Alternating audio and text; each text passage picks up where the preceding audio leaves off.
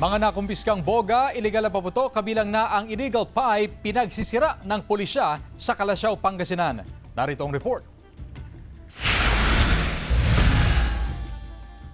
Pinagsisira ang mga iligal na paputok at illegal pipes na nakumpiska ng pulisya sa iba't ibang operasyon sa Kalasyaw, Pangasinan. Humigit kumulang 2,000 illegal firecrackers ang sinira ng otoridad. Aabot din sa 100 na muffler ang sinira gamit ang payloader. Halos 800 piraso ng ipinagbabawal na paputok ang nakumpiska at sinira ng Cagayan Police Provincial Office at Bureau of Fire Protection. Karamihan sa mga ito ay boga, 5-star, assorted lucis, piccolo at plapla. Patuloy ang paalala ng otoridad na iwasan ang paggamit ng paputok sa pagsulubong ng bagong taon upang makaiwas sa anumang insidente.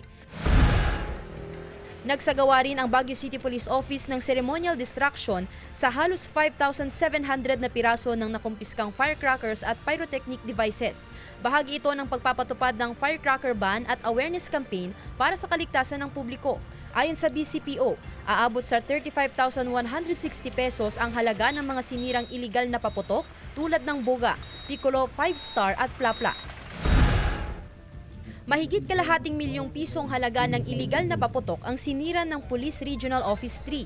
Niloblob ang mga ito sa tubig upang matiyak na hindi na magamit at maiwasan ang anumang aksidente.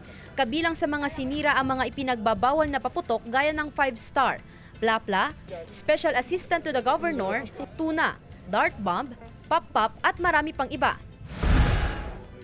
Halos 70 piraso ng boga at iba't ibang klase ng ipinagbabawal na paputok ang nakumpiska ng Cabanatuan City Police Station.